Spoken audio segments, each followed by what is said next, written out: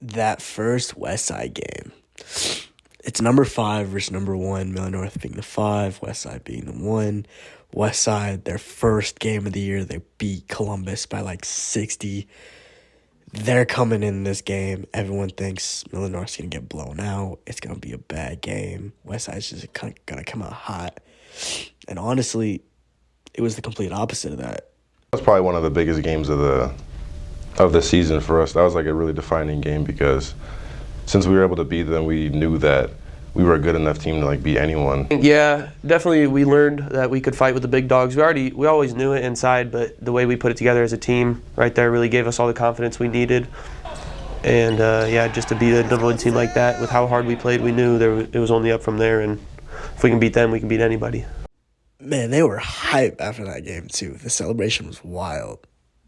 I'll just let you watch it.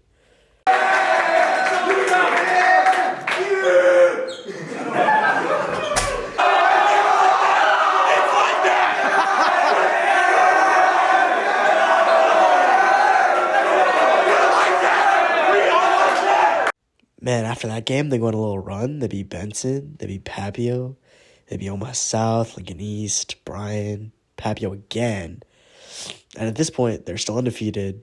They're already at the end of December. And then they play Omaha West Side in the Metro semifinal one more time. Obviously, the West Side loss hurt a lot because up to that point, we were undefeated the whole season. And we were all looking forward to winning the Metro Championship 3 times. But obviously, we had beat West Side before. It's hard to beat a team twice. And we came out, and we came out better than them in the first half. And then in the second half, we just got tired. They kept rotating guys in, and they kept hitting shots that we weren't hitting. I know that West Side game hurt them. They were after that game, that locker room was just dead silent. Dead silent. I mean, they just wanted it more than us, I feel like, because we already beat them. And, they probably came back with the attitude that they have something to prove, They wanted to get us back. And I feel like we just weren't our normal selves. That West Side game hurt for about 5 minutes because at that same point, David Harmon was going absolutely insane. David was scoring 20-plus points each game. He was overlooked all 3 years of high school before this. And then his senior year, he finally goes off. Everyone was talking about him and Jason, their headband duo. Playing in tournaments. He was the guy on his team, so he got a lot of touches, a lot of shots, stuff like that, a lot more experience. And going into this season, he was way better than I'd ever seen him before, and we really needed him actually for this season because of all the people we lost, and he really stepped into his role, and he played really well like throughout the whole season. And me being able to play with him like that, just us like being a duo, headband duo, whatever you want to call it, Millard North started winning games. They beat Papio South again. They beat Northeast away at Northeast. Northeast is going crazy at this point. They beat Burke. They beat Central. And then Millard South came to the stable.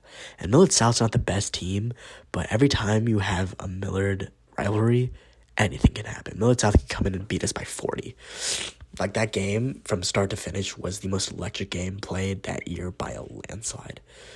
I remember there was a unified basketball game before the varsity boys game, and of course our unified team won because that's just what Millard North does.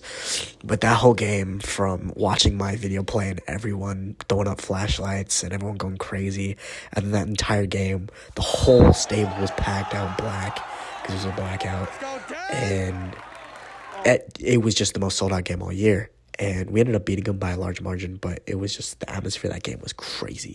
Absolutely crazy.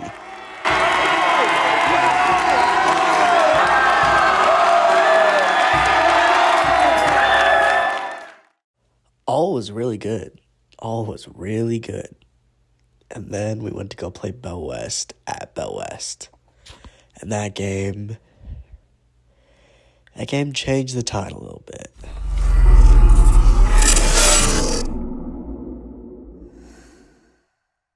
I got a disclaimer. I chose a jersey because it was a medium size, and it was the only medium jersey. But obviously, Hunter won the number, and I knew that a lot of guys were going to give me some slack for that. But it's really just a number, and obviously, it has a great legacy. But I'm happy to have lived on his legacy and created my own.